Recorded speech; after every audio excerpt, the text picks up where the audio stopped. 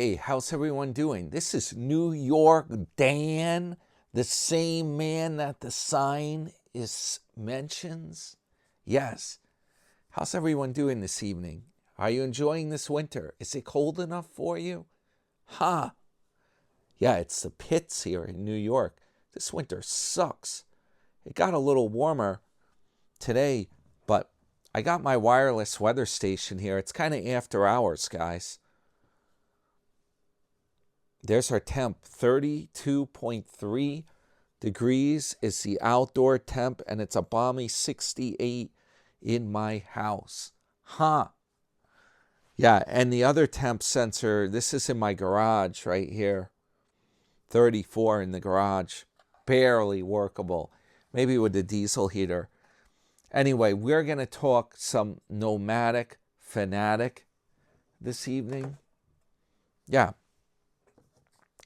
I got breaking news, guys. There is breaking news on Nomadic, Fanatic. Thanks to one of my subscribers, Mary J1754. She said Tater has a February 13th, and that's not a good number, guys. And I got even more bad news for you. I happen to do I do stock trading, and I was just looking at my calendar about stock events. And I noticed this year, February 13th, is on a Friday. Ouch. Friday the 13th this week. He has a court date at 9 a.m. for assault with intent to harm and disorderly conduct fighting. Huh. And you thought there were a lot of trolls there bashing me when I was reporting on Tater's fight. Yeah. And they were bashing me in saying, oh, look, Tater's just fine. Nothing happened. Nothing to see here, folks. Yeah, he's back on the naughty bus. There's nothing wrong. Nothing's going on. He went to California. That's all. Yeah, court site was toxic. You didn't know? You didn't get the memo?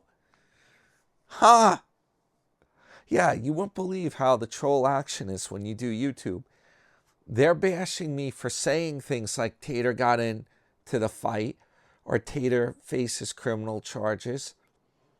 Look, it's true. He's got a court date now. Let's see. My subscriber says, just like his other criminal record that he refuses to acknowledge, he said Try here was a bully. I guess she means Tater was a bully, pretty much. Diana made a video saying it was not true. Yeah, remember that? His girlfriend put out a video defending him. I think she's saying the guy that Tater got in the altercation with was a bully. That's what she must mean. These two can lie to everyone's face that it never happened. Well, it did. Watch Line Screw. He has the case number, and being an ex-cop, he explains it well. They have fingerprints which lead to his old record. Oh, yeah, which has 2 misdemeanors for assault. What she probably means is because he has a criminal record, his fingerprints are on file. So I guess they can use his fingerprints possibly as evidence that what would they do? Dust the victim where Tater had pushed him or something? Not exactly sure how that works. But yeah, this is pretty shocking. You wouldn't think a guy like Tater, he seems mild-mannered, he has the cats. You wouldn't think he'd be involved with this sort of thing, but it seems to be true.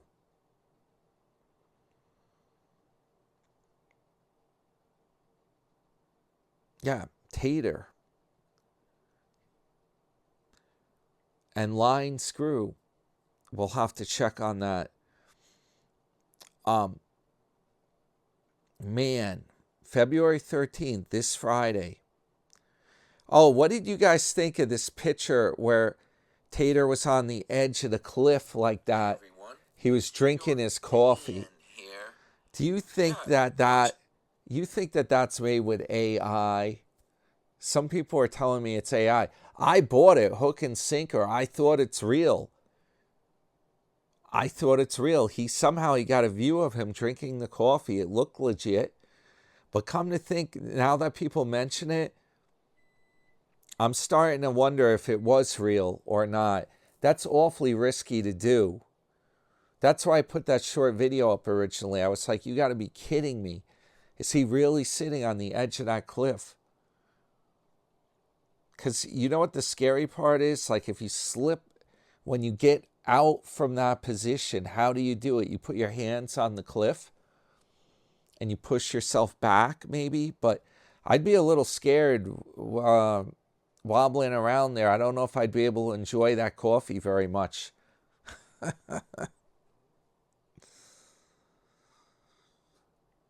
Man. So, I'm going to go over what Nomadic's been up to. There's been some interesting developments. Since I think I picked up right after he had that generator. Yeah, he got a little inverter generator. He's having to use that to charge his batteries because the solar is just not making enough. It's too snowy and too dark there.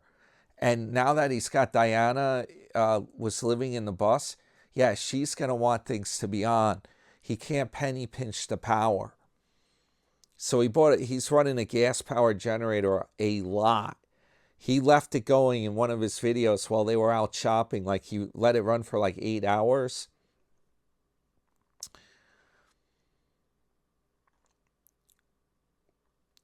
So then he's struggling with winter. He had 11-degree weather. The naughty bus was frozen over, pretty much like the weather I have in New York. And let me tell you, I would not want to be trying to live in a bus with this frozen weather here. It's miserable out there. It's been miserable. It's hard enough clearing snow off a small car. I can only imagine like dealing with the bus, the solar panels. Welcome to hell, Blofeld, as they say in the James Bond movies. So he built a little igloo house. Yeah, I think he bought it. That was one of his vids. Good morning, everyone. Eric here. Let's see what happened here. I'll tell you guys in a second here. Yeah, he's got the water tanks, those tote tanks. I can't believe he bought them used. Who knows what was in those tanks? They're supposedly cleaned out. And he's painting them. He put on a wig like Bob Ross, and he's trying to paint the tanks. He thinks if he paints the outside, that will keep sunlight out. What he should really do is have them stored inside a building where it's dark.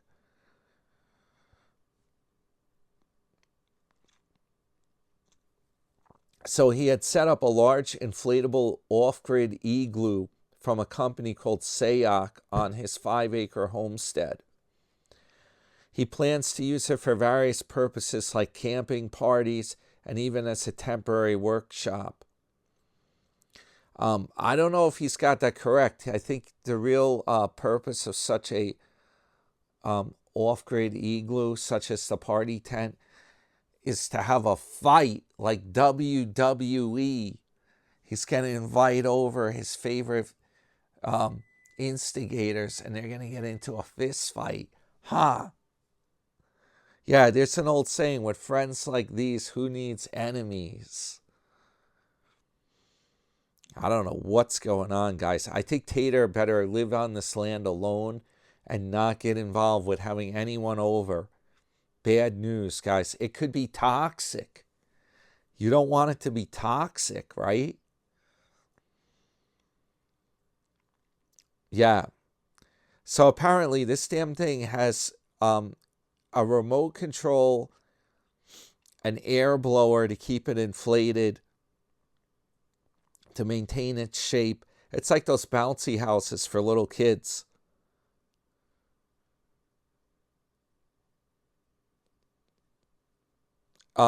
White material allows the igloo to let natural sunlight in.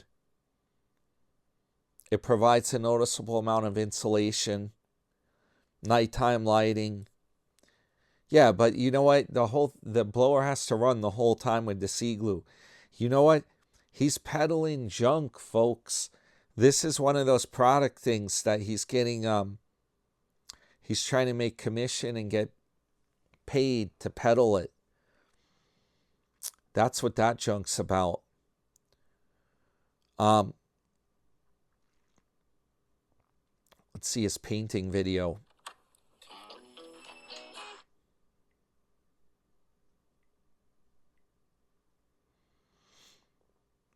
Yeah. He says it's dangerous if you don't paint the water totes, risks of mold and algae.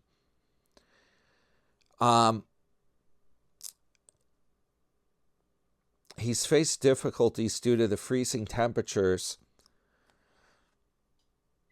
Yeah, it's very painting and freezing temperatures. It's a bad combination.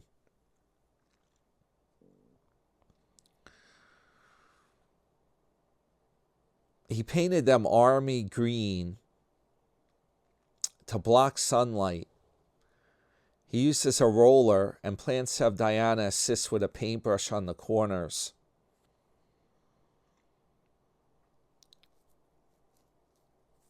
Yeah, storing paint in freezing conditions, that's a big no-no. Latex paint, I got news for you. It gets ruined if it freezes. You can have a whole gallon of it. It's never right again after it freezes.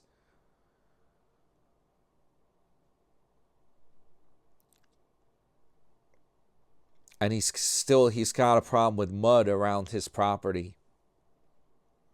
Yeah. Guys, how he gets all these views, 34,000 views on a video about painting some water containers, I have no idea. And his latest video is about the tiny house community.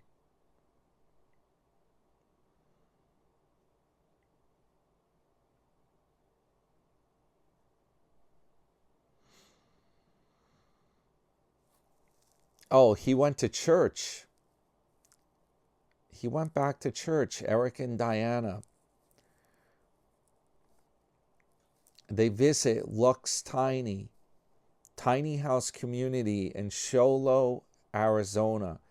Yeah, believe it or not, I've heard about his church before. You guys clued me in that this is a church for like nomads, like RVers, and it's not really religious. It's like an open-minded, it's like a spiritual type of church service. Yeah, it's not religious at all. And he said the pastor wears like sneakers and like he's laid back. He doesn't dress up like a pastor.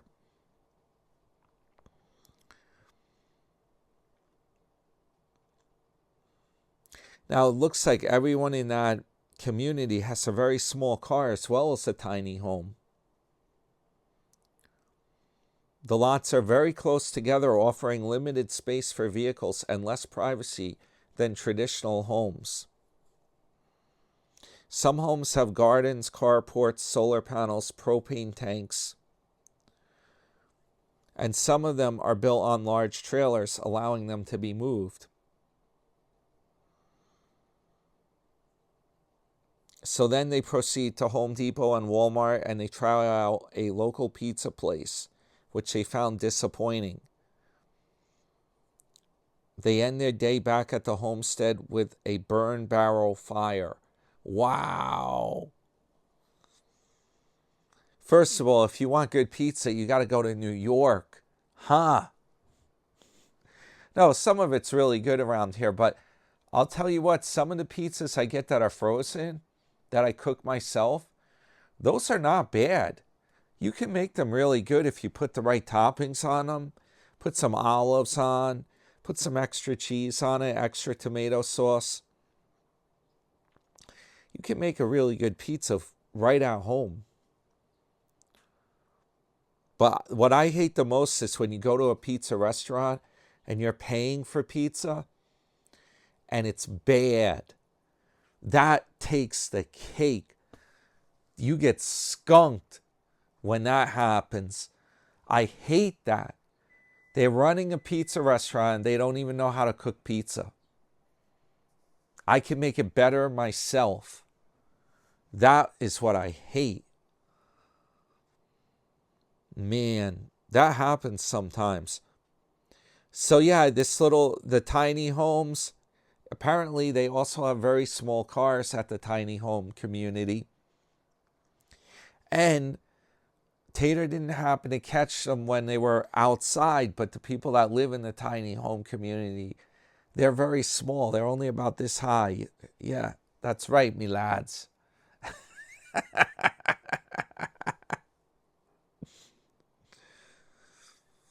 That's why it's a luxury tiny home community. If you're a small person. Somebody commented that the Jane's Doe 855, the lot rent there is $1,350. Mind blowing. That's insane, right? Do you remember there was some kind of a movie that had Matt Damon in it? It was called Downsized or Downsizing. And he got shrunken down and his wife chickened out. And they moved into like a little tiny home community, but it was real luxury because the home could be like real fancy for the cost would be minuscule compared to living full size. And he was going to like retire. It's a wacky movie. If you get a chance, you could check it out. Yeah, Matt Damon and Downsizing.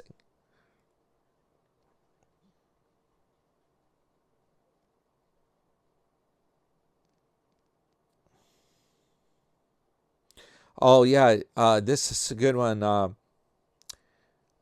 Sheba Lover 54 says, the trouble with places like that is they become, the people become busybodies. Yup. Older people are the worst, stuck inside all day and peeping out their windows. No thanks.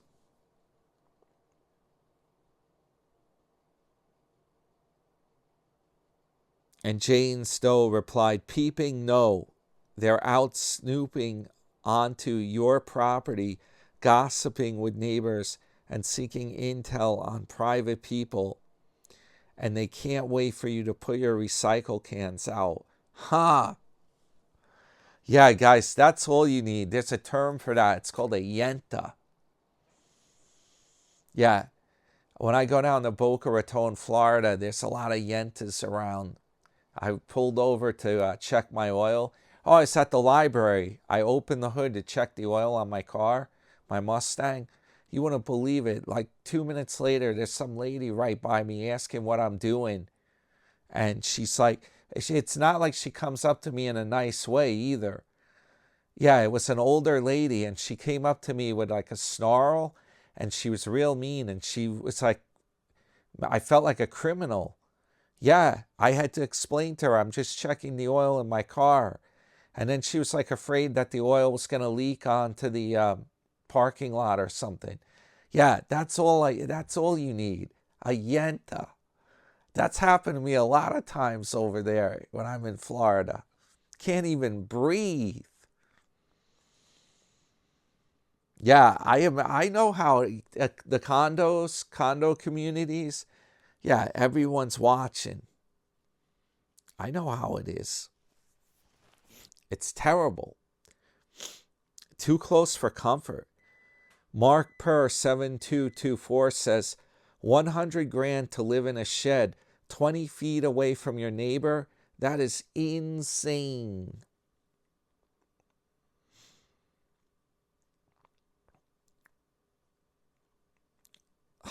Johnny CFI, that's why you need to be a trust fund baby.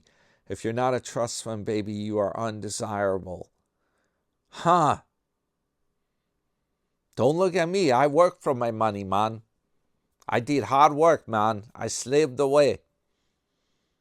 I had to get up real early to get where I am today, man. I used to know a guy that he was a very rich guy, and he would always say, do you know how early in the morning I would have to get up to get to where I am today?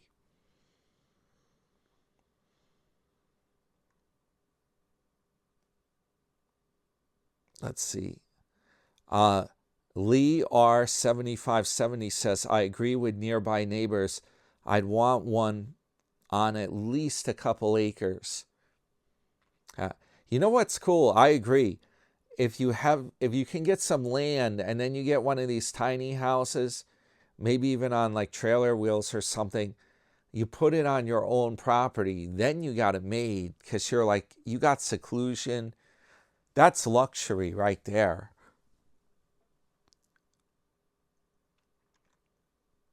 Maybe Tater can buy one and put it over at Tater Acres. Hit the thumbs up. Your friend, New York Dan. Holy smokes. Mike1234 says new double wide mobile homes cost $100,000 to $250,000 these days. He is looking at park models, not tiny homes. Every RV manufacturer makes a park model home. Most mobile communities allow these, and they can be moved with a regular 1-ton pickup instead of needing a massive truck. Mobile homes can't really be moved once they get installed because they get all busted up. My in-laws had theirs moved. A bunch of damage had to be fixed, broken plumbing and drywall. Wow. I had no idea they were that expensive. That's crazy. I guess it is convenience too, though. You don't have to deal with building a house. It's all, you essentially buy it pre-built.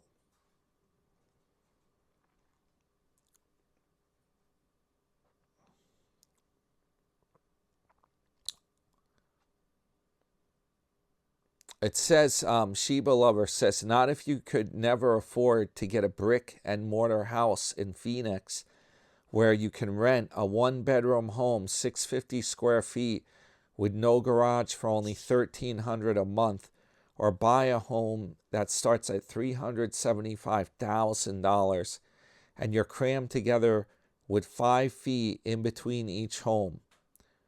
Don't be so judgmental. This may be just the answer for someone who has previously enjoyed the luxury of living in their car or truck.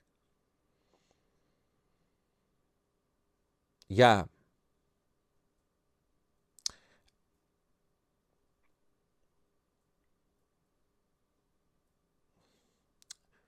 And Wendy Travis, 6427, says South Phoenix or Maryvale area is a high crime area.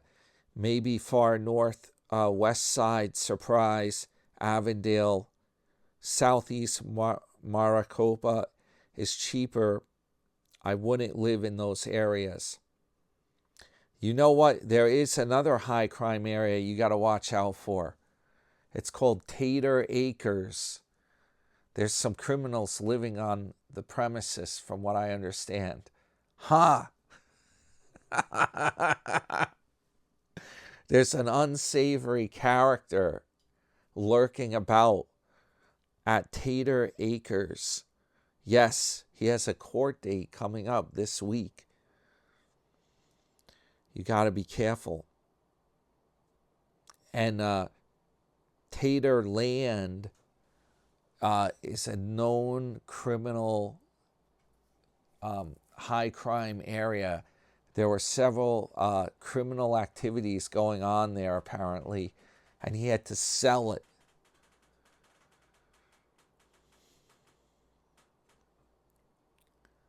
It's a high crime area, guys. Good early early morning, everyone. It is 7:30 in the morning. It is 11 degrees. 11 degrees out in the morning. Wow. That's New York weather. That's the same kind of crap we've been dealing with, guys.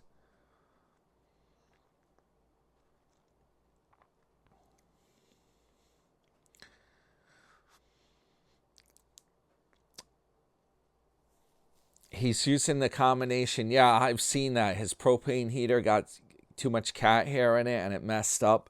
He's using the diesel heater and the propane heater. He has to clear snow from the solar panels.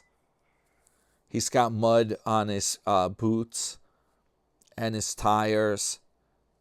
Man, it sounds terrible, guys. I don't know why. Man, I don't know why he had to go with the property that he selected. He did not do his homework. No, man. No, man. You failed to do your homework. That is a terrible property. Apparently, they never insulated the back of the bus, only the top part where the air conditioner is located. This oversight is causing problems with keeping the back bedroom warm, especially in cold temperatures. Tater plans to address this by insulating the back area with styrofoam. Yeah. Interesting. Yeah, I think he cut corners on that thing. I don't know why he even did the bus. He should have just bought himself a good RV that was pre-built. I really think he made a lot of extra work for himself, in my opinion, dealing with an old school bus. You can get yourself a really nice RV for cheap if you buy it used. Yeah, and all the work's done for you. All you have to do is renovate the inside of the RV, and you got yourself a sweet place to live that's mobile. Yeah, and usually those RVs have low miles on them because the fuel costs so damn much. People don't drive them that often. When you buy a used school bus, forget about it. The school district's paying a fortune to put a ton of diesel fuel through that bus. It's driving all the time. They start it up every day. Yeah, you're much better off getting a used RV. People, once they depreciate so damn fast, forget about it. Once it's older, you can get a used RV for pennies on the dollar. Soon as people use the toilet in the RV, it depreciates about 20 grand. Once that new RV smell's gone. Once a few mice have gotten in there and chewed some of the wires. Yeah, it depreciates real fast. It's going to happen no matter what. I do the same thing up here. I live on Long Island, if you're new to my channel, and I have a 25-foot boat. It's a power boat. It has a cabin, it has sleep. It sleeps a few people. It has a microwave, TV, the whole bit. I love it. It's a lot of fun when you get it working, but a lot of work to make it happen. The deal is, it's pretty much like an RV on the water. It's the same deal. If you buy the boat brand new, it's ridiculous money, and it will depreciate like mad. I wouldn't even want a new boat. You know what? The new models they got now are junk. A lot of the fittings and stuff, they all corrode. Everything's got to be stainless steel when you deal with the marine environment. These new boats use a lot of cheap components and stuff that's only good for, like, it's razzle dazzle. You know, they put vinyl outside and things. It's just going to degrade, especially if you run it in salt water, like where I live. Yeah, I have the Long Island Sound. It's all salt water, man. But anyway, long story short, the boat I got, it's a 25-foot power boat with a big block engine and all the bells and whistles. My boat, brand new. If you want to buy one today, it's close to $400,000. Yeah, and believe you me, that will depreciate down to almost nothing in short order. As soon as it's been used, as soon as people are using it, a few years later, you'll be lucky to get $40,000 after spending $400,000. Yeah, it's bad news, guys. Same thing with RVs. So I don't know why Tater did all that work with the school bus. I really don't. That's a white elephant. Nah, it's a lot of custom work. You're not going to be rewarded for that. Go figure. But anyway, guess what? Speaking of boats, maybe I'm doing a little California dreaming here in the middle of the winter. But you'll see on my channel, my boat will be coming up. And soon I'm going to be doing a cruise. It's a special adults-only sea cruise on Carnival. I've never done one of these before, and I hope that I'm not disappointed. I will be filming from the ship, showing you guys exactly what I find out, how the cruise goes, who's on board, what's the demographic. Is it going to be a really old crowd on board? Are there going to be younger people on board? They have to be at least 21 years old to go on this particular cruise, though. Yeah, it's all coming up on the channel, mates. I am also going to be doing a road trip, and I'm going to be going down to Florida. Yup. So we'll see how the trip goes. There's a lot of exciting stuff coming right up.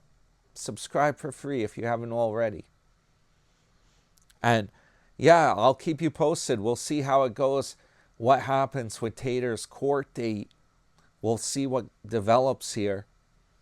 So now we know the speculation turned out to be true. Yeah. Crazy stuff, guys. I think Tater better stop it with the party tents, the inflatable igloos. He better stick to doing stuff around Tater Acres. Keep his nose clean, mind his own business over there. Yeah, you don't need friends. Friends are bad news. With friends like that, who needs enemies? All right, guys, this is your friend, New York Dan. I hope everyone has a great one coming up on Thursday, a terrific Thursday. Let's hope. Fingers crossed with the market. Yeah, if you guys want to follow along with my trades on the channel, entertainment only, man. I have a channel membership for $5.99, $5.99, and I have a premium membership for $24.99. Yeah, the premium one is more for like people that they want to see what the investments are that I do, how I manage like investment, and how I do fancier trades. Yeah, they want to see it. Entertainment only, man. All right, guys. Yeah, hope you have a great one. This is your friend, New York Dan. We'll see what Tater's up to in the next one. Over and out.